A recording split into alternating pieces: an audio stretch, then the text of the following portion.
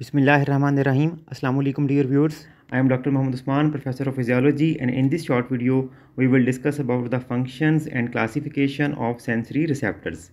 So sensory receptors, as you can see, these are basically specialized cells or nerve endings which respond to various sensory stimuli.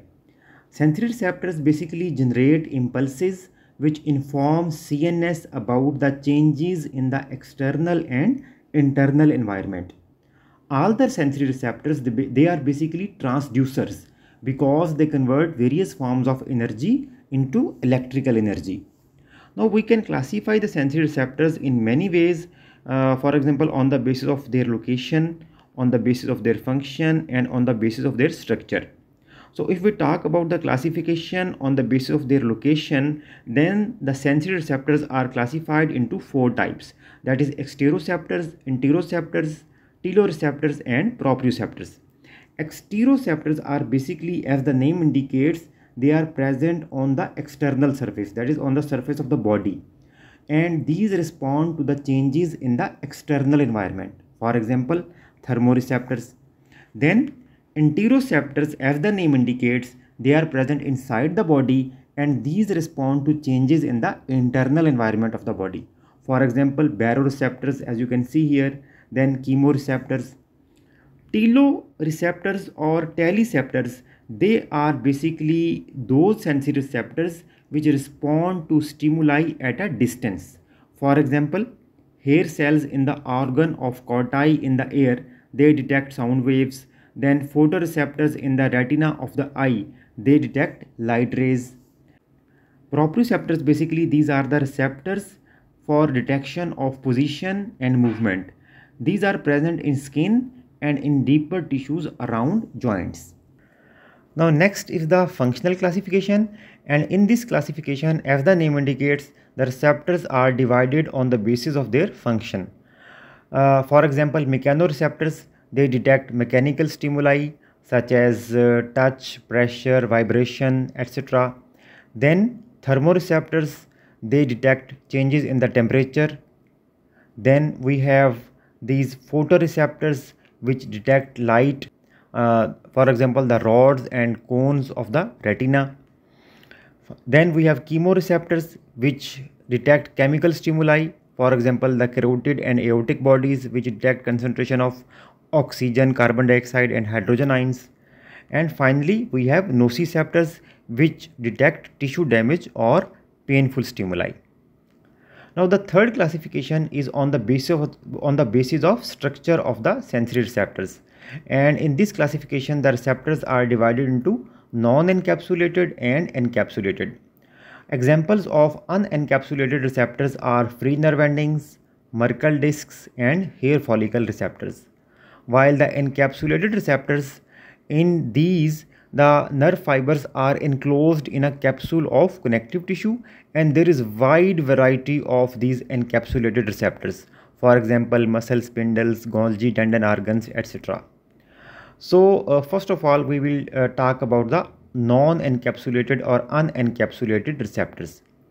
Now in this figure you are seeing all the three major examples of unencapsulated receptors, that is these are the free nerve endings, then these are the Merkel discs, and these are the hair follicle receptors. All of these are devoid of any capsule and these are unencapsulated receptors. Now non-encapsulated or unencapsulated receptors, they are all slowly adopting except the hair follicle receptors.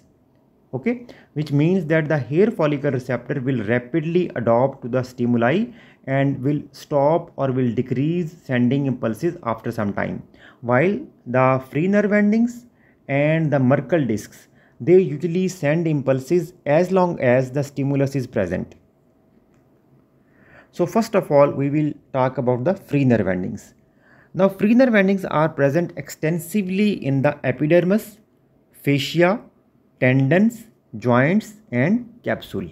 So as you can see here, these are the free nerve endings which are present in the epidermis, and two type of nerve fibers carry impulses from free nerve endings.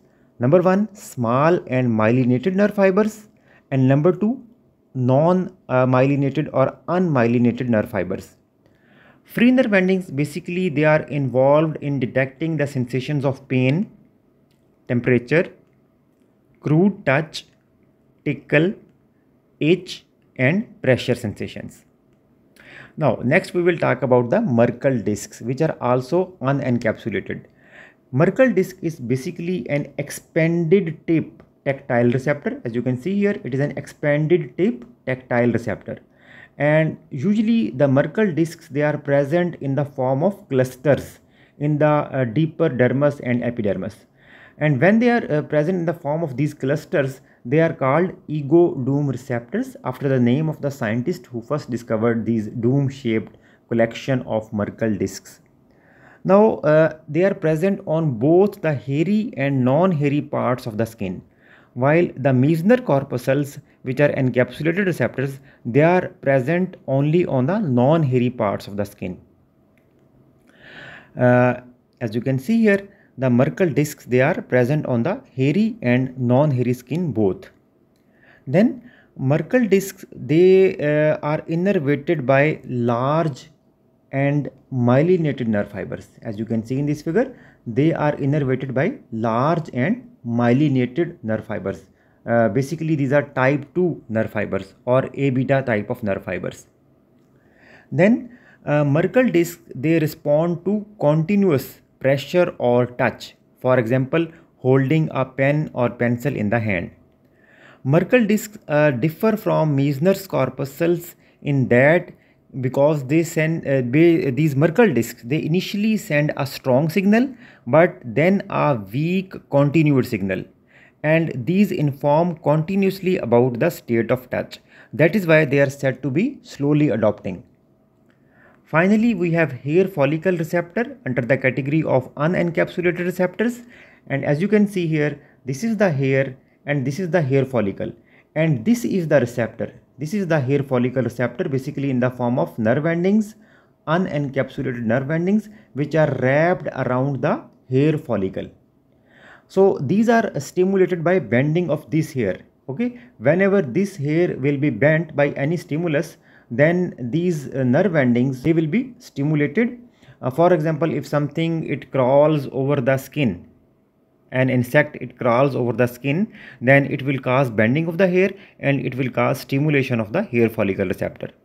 And these hair follicle receptors, they undergo rapid adaptation.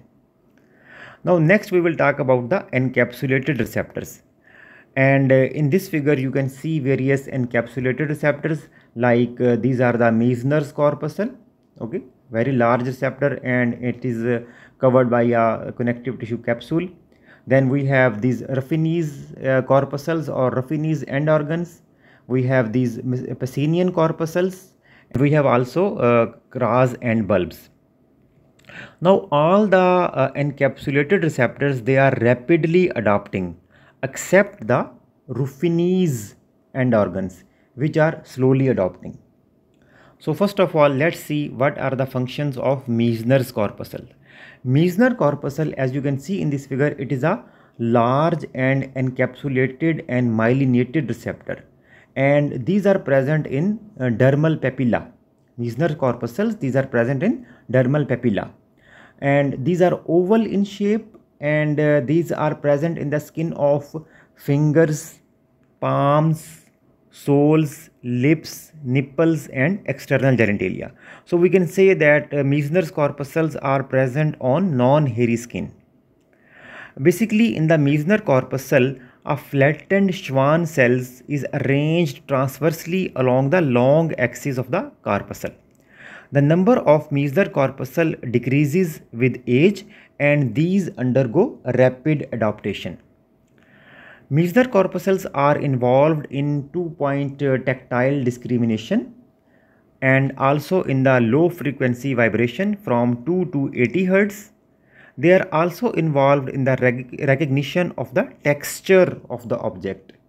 Okay, as you can see here, they are also involved in detecting the texture of the object, and they also detect movement of some object over the skin, especially over the non-hairy skin. Then we have pacinian corpuscle, and it is a very large, as you can see here, it is a very large encapsulated receptor. It is oval in shape and it is visible to the naked eye, and its length may be up to 2 millimeter and width may be up to 0.5 millimeter. Pacinian corpuscle is one of the proprioceptors, and they are present in dermis of the skin, joints, ligaments, tissues under the skin, periosteum and peritoneum. Pacinian corpuscle, they have a thick capsule which gives appearance of a cut onion on the cross section, and the capsule consists of concentric compressed lamella, and in the core of the capsule there is a sensory nerve ending which carries impulses from there. Now these pacinian corpuscle, they respond to movement and high frequency vibration, maybe up to 800 Hz, and these also undergo rapid adaptation. Then we have Ruffini's end organs or Ruffini's corpuscles, and they are present in the dermis. As you can see here, the Ruffini's end organs, they are present in the dermis of the skin, and these are also encapsulated. And under the capsule there is a bundle of collagen fibers, among which nerve fibers are present. The stimulus for these Ruffini's end organs is heavy pressure applied to the skin, or when the skin is stretched, then Ruffini's end organs are also stimulated. So these are, we can say, these are also one of the proprioceptors, and these undergo slow adaptation. Please keep in mind that these are the only ones among the encapsulated receptors which undergo slow adaptation. Finally, among the encapsulated receptors, we have Krause and bulbs, and as you can see here, these very much resemble with the Meissner's corpuscles, and they are also present in the dermis of skin in different parts, including the external genitalia. These are involved in 2-point tactile discrimination, and these undergo rapid adaptation. Now, dear viewers, thank you for watching today's video. Please subscribe to this channel if you haven't done so. Stay blessed and Allah Hafiz.